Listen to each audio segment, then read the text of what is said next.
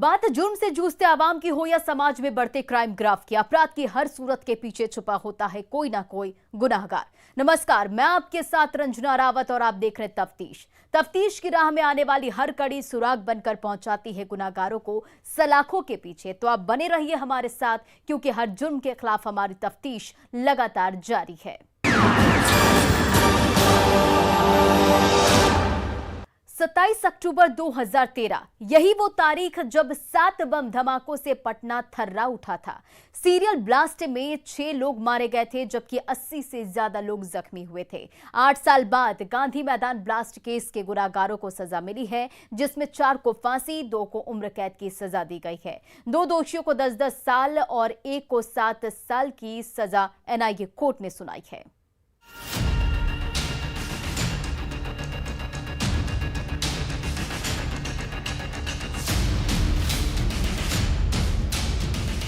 इम्तियाज अंसारी, मुजीबुल्लाह, हैदर अली और नुमान अंसारी, चार को फांसी। 27 अगस्त 2013 यही वो तारीख जब पटना के गांधी मैदान में तत्कालीन केंद्र सरकार के खिलाफ हुंकार रैली थी। इस तारीख को आतंकियों ने गांधी मैदान और पटना रेलवे स्टेशन पर एक के बाद एक 7 धमाके किए थे। सिलसिलेवार 7 बम धमाकों में 6 लोग मारे गए थे और तकरीबन 83 लोग घायल हुए थे। ठीक 8 साल 4 दिनों बाद गांधी मैदान ब्लास्ट मामले पर फैसला आया है, जिसमें फैसला सुनाते हुए कोर्ट ने 4 आतंकियों को फांसी, 2 को उम्र कैद की सजा, 2 दोषियों को 10 साल की सजा और 1 को 7 साल की सजा सुनाई, जिसमें मोहम्मद मुजीबुल्लाह अंसारी को फांसी की सजा मिली, नुमान अंसारी को भी फांसी की सजा मिली है, इम्तियाज आलम को भी फांसी की सजा मिली है, हैदर अली को भी फांसी की सजा मिली है, जबकि अजहर कुरैशी और उमर सिद्दीकी को उम्र कैद की सजा दी गई है। अहमद हुसैन को 10 साल की सजा और फिरोज असलम को 10 साल की सजा दी गई, जबकि एक गुनहगार इफ्तिखार आलम को 7 साल की सजा कोर्ट ने दी। इम्तियाज अंसारी, मुजीबुल्लाह, हैदर अली और नुमान अंसारी, चार को फांसी। उम्र कैद की सजा किन को दी गई है? इन लोगों को भी उम्र कैद की सजा दी गई है विभिन्न धाराओं में, फांसी के अलावे, समझिए, और ऐसे भी इम्प्लीमेंट दिया गया है। उसके अलावे जो इफ्तिकार हैं उनको केवल 7 साल की सजा दी गई है। उमर सिद्दीकी और अजहरुद्दीन, उन लोगों ने दोनों कन्फेस किया था, तो उनके कन्फेशन को कंसीडर करते हुए लाइफ इम्प्रिजमेंट दिया गया है 120B 302 और 121 IPC के अंतर्गत। कोर्ट ने 4 दिन पहले ही 27 अक्टूबर को इस मामले में 9 आरोपियों को दोषी करार दे दिया था। आज गुनहगार को सजा भी तय कर दी गई। पटना से न्यूज़ 18 के लिए अमित कुमार की रिपोर्ट।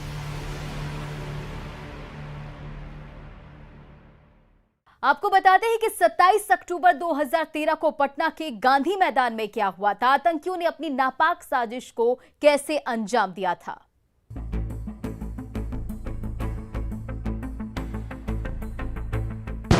आप गांधी मैदान के वो 60 मिनट देख रहे हैं।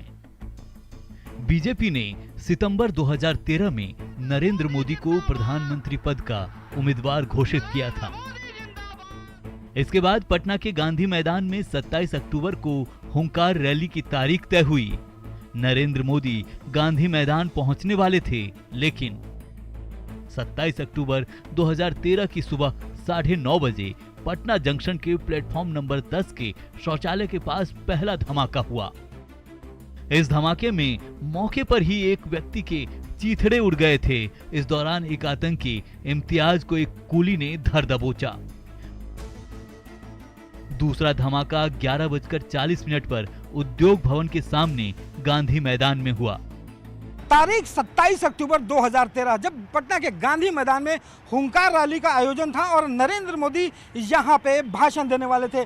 गांधी मैदान का यह छोर गेट नंबर 7B, यहाँ पूरी तरह से गेट खुला हुआ था और जो सुबह से ही लगभग 4 बजे से जो कार्यकर्ता थे वो पहुंचना शुरू किए थे। ये पूरा गेट जो है वो गांधी मैदान का खुला हुआ था और सुबह से हजारों के संख्या में यहाँ पे कार्यकर्ता पहुंच रहे थे। सुबह के लगभग 11:30 बज रहे थे। पटना जंक्शन पे हुए जो धमाके हैं उसकी गूंज अभी तक पहुंची भी नहीं थी कि लगभग 11:30 बजे इसी गेट पर जोरदार धमाका होता है। 27 अक्टूबर 2013 को पटना में बीजेपी कार्यकर्ताओं की भीड़ जुट रही थी। गांधी मैदान में कार्यकर्ताओं के पहुंचने का सिलसिला जारी था। इसी बीच एक और धमाका होता है रीजेंट सिनेमा के पास दोपहर के 12:05 पर। ये जो रीजेंट सिनेमा है इसके ठीक सामने गांधी मैदान के इस छोर पर 12:05 पे गांधी मैदान में दूसरा धमाका होता है और यहाँ पे अरफा तरफी मच जाती है। जी सर, सुबह से भीड़ लगा हुआ था। सुबह तो रैली था और शाम में भगदा भगदी हुआ था। मेरी दुकान को बड़ा निकल गए। तो ये कहाँ ठीक इसके सामने ठीक था गांधी ठीक सामने जेंट हॉल का ठीक सामने गांधी का धमाका हुआ था। मोदी को आतंकी हमले की भनक लग चुकी थी। गांधी मैदान मोदी को सुनने के लिए बेकरार था। मंच पर मौजूद नेताओं को लगने लगा था कि शायद नरेंद्र मोदी नहीं पहुंचेंगे। नरेंद्र मोदी अगर मंच तक नहीं पहुंचते तो भगदड़ की संभावना थी। धमाके से भी बड़ा हादसा हो सकता था। साहसी मोदी ने लोगों के इमोशन का पूरा ख्याल रखा, लेकिन इससे पहले एक और धमाका हो चुका था। दोपहर 12:10 पर गांधी मैदान में बापू की पुरानी प्रतिमा के पास चौथा धमाका हुआ। पटना में 5-5 मिनट के अंतराल पर विस्फोट हो रहा था। 12:15 पर पांचवा धमाका हुआ गांधी मैदान के दक्षिणी हिस्से में ट्विन टावर के पास। हुंकार रैली के दिन दोपहर तक लगभग 4 धमाके हो चुके थे। पटना जंक्शन से लेकर के गांधी मैदान में 4 धमाकों के बाद सुरक्षा एजेंसियों को भी पता चल गया था कि यहाँ पे ये कोई छोटा मोटा नहीं बल्कि आतंकवादी हमला है। 2013 की नरेंद्र मोदी की रैली में गांधी मैदान में कुल 9 बम मिले थे। एक बम तो ठीक मंच के नीचे लगा मिला, लेकिन मंच के नीचे लगे बम का डेटोनेटर खराब था, जिसकी वजह से उस दिन बड़ा हादसा टल गया। नरेंद्र मोदी जब अपना भाषण खत्म कर रहे थे उस वक्त भी उन्हें अपनी जान की नहीं बल्कि रैली में पहुंचे लाखों लोगों की जान की फिक्र सता रही थी। उन्होंने मंच से ही लोगों को सकुशल घर लौटने की अपील की। उन धमाकों के बिना परवाह किए हुए यहाँ पे शान से उन्होंने अपना भाषण दिया और भाषण के अंत में लोगों को संबोधित करते हुए एक बात जरूर कही। उन्होंने कहा कि सभी लोग अच्छे से आराम से घर की ओर निकले, बारी बारी से घर के निकले, कहीं कोई हड़बड़ाए नहीं। आपको बता दें कि तब तक पटना में 5 धमाके गांधी मैदान में हो चुके थे। लगभग 6 लोगों की जानें गई थी, लेकिन रैली को नरेंद्र मोदी ने आकर के संबोधित किया और यहाँ से फिर वो रवाना हुए। कैमरा पर्सन दीपक के साथ रवि एस नारायण, न्यूज़ 18 पटना। अब वक्त हो चला एक छोटे से ब्रेक का। ब्रेक के बाद हम जल्द हाजिर होते हैं।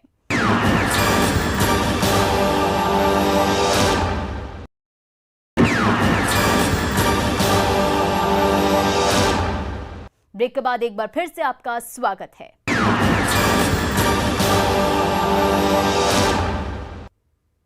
भोजपुर के युवाओं के रगों में सूखा नशा इस कदर समा चुका है कि अब धंधेबाज सुदूर गांव में भी बैठकर सूखे नशे का धंधा चला रहे हैं और युवा दम मार रहे हैं। जब पुलिस को भनक लगी तो पुलिस ने कार्रवाई करते हुए सभी को दबोच लिया। देखिए ये रिपोर्ट।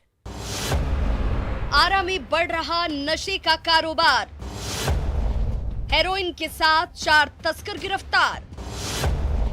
घर से चला रही थी सूखे नशे का धंधा। सूखे नशे के लिए वैसे तो हमेशा से पंजाब बदनाम रहा है। उड़ता पंजाब फिल्म ने इस बात को समाज के सामने भी ला दिया।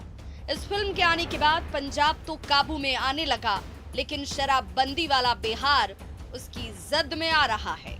सूखे नशे का कारोबार धड़ल्ले से फलने फूलने लगा है। पुलिस के खिलाफ सख्ती के बाद भी सूखा नशा युवाओं के रग रग में समाने लगा है, जिसकी तस्दीक भोजपुर पुलिस की कार्रवाई कर रही है। जिले की पुलिस ने कार्रवाई करते हुए करोड़ों की हेरोइन के साथ नशे के 4 कारोबारियों को गिरफ्तार किया है। देखिए, ये वही चारों तस्कर हैं जो गांव से लेकर शहर तक नशे का सामान पहुंचा रहे थे, लेकिन अब ये पुलिस के शिकंजे में है।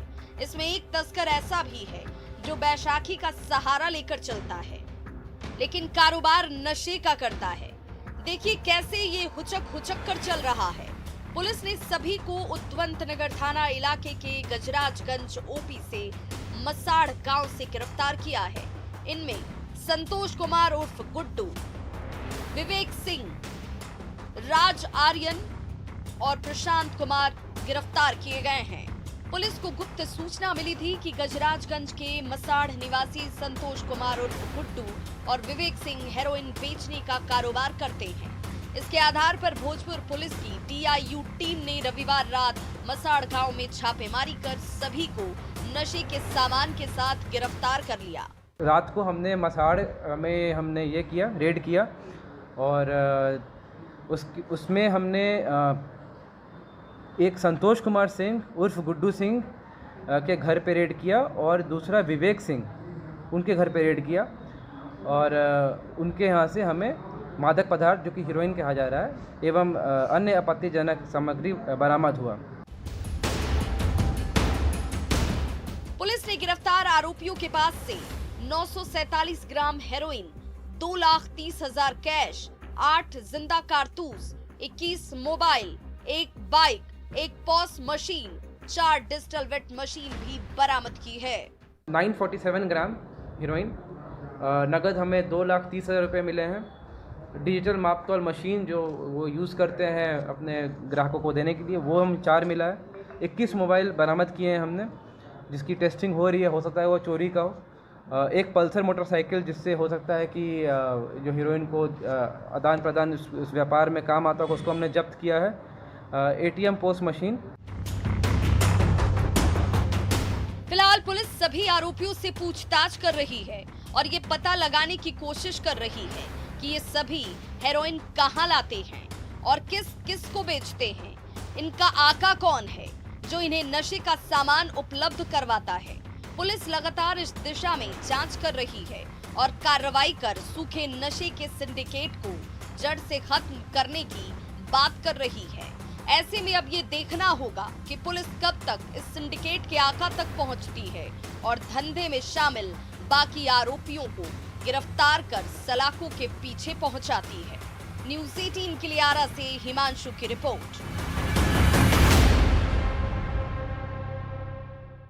अपराधी चाहे लाख शातिर हो, तफ्तीश की दिशा अगर सही है तो बच नहीं सकता कोई गुनाहगार सलाखों के पीछे जाने से। तो पुलिस चाहे सोई हो, मुजरिम चाहे कोई हो, आप बने रहे हमारे साथ क्योंकि हर जुर्म के खिलाफ हमारी तफ्तीश लगातार जारी है।